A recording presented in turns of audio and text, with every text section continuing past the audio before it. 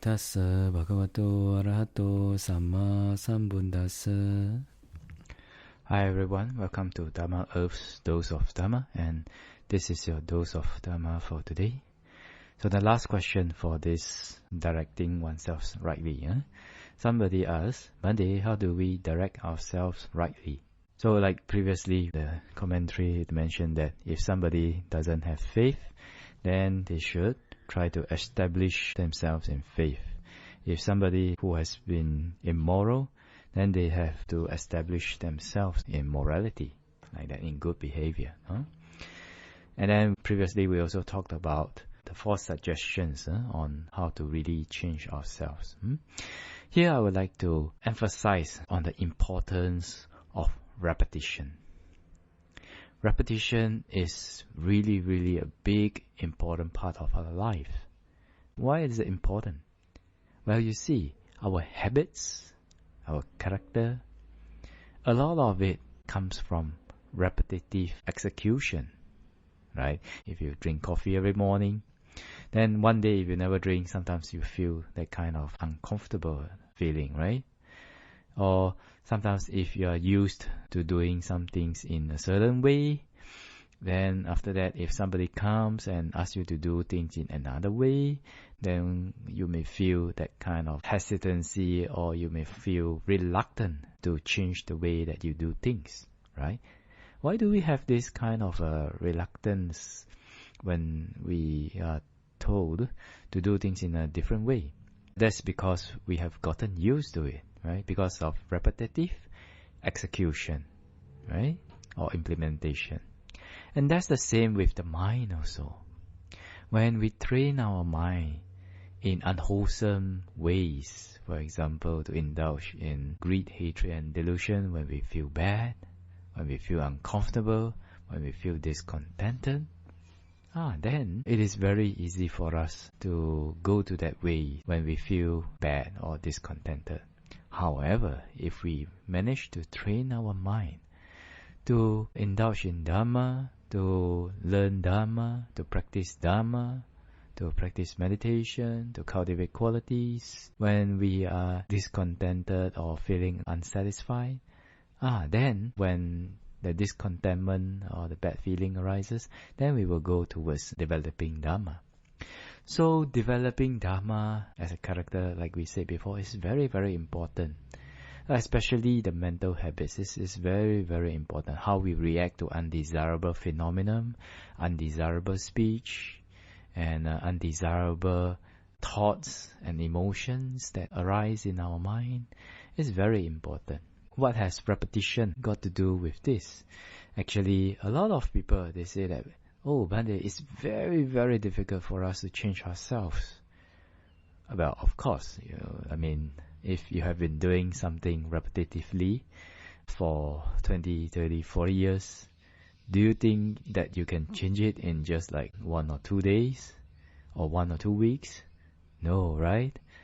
It makes sense that you need a certain period of time with repetitive cultivation or repetitive execution or implementation of a new habit until the new habit is stronger than the old habit.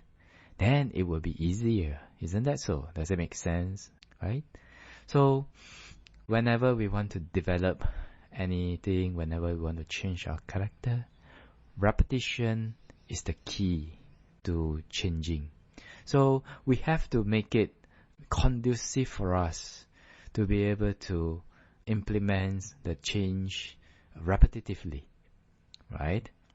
That's where the conducive environment, the people around you, and the right attitude, rejoicing in other people's good qualities matter. So, if we want to direct ourselves rightly, if we want to change ourselves to be a certain kind of a person, hopefully for the good, if you find that it's very difficult, it's like climbing Mount Everest, well, then you're on the right track.